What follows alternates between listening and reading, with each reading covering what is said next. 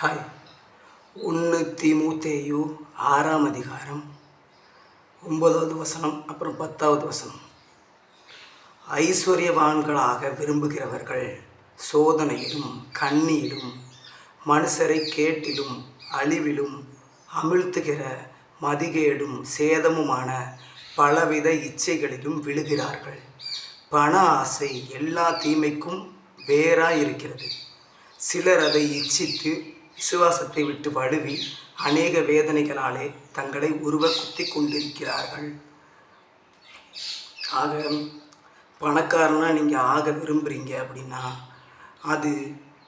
அதனால் உங்களுக்கு பலவித சோதனைகளும் ஏதாச்சும் பல விதமான விஷயங்களில் மாட்டிக்கிடுவீங்க.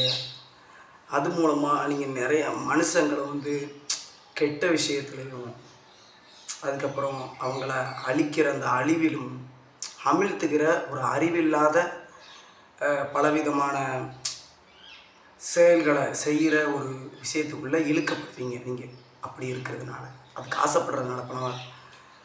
அடுத்து இந்த பண ஆசை அப்படின்றது எல்லா தீமைக்கும் அதுதான் அடித்தளமாக வேறாக இருக்குது அப்படின்னு பைபிள் சொல்லுது.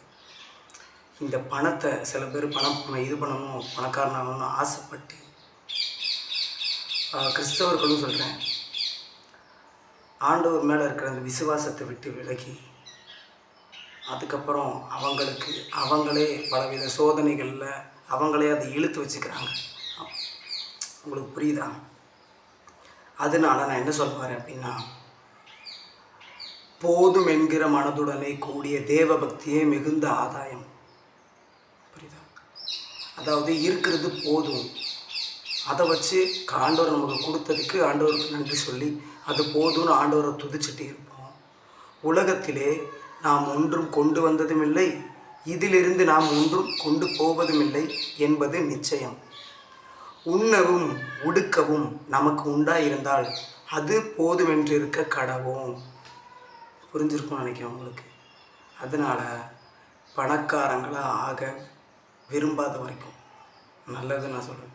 ஏன்னா நீங்கள் ஆண்டவருக்கு பிரியமாக இருந்தீங்கன்னா உங்களுக்கு தேவையான எல்லா விஷயத்தையுமே அவர் கொடுப்பார். ஓகே, ஆமென்.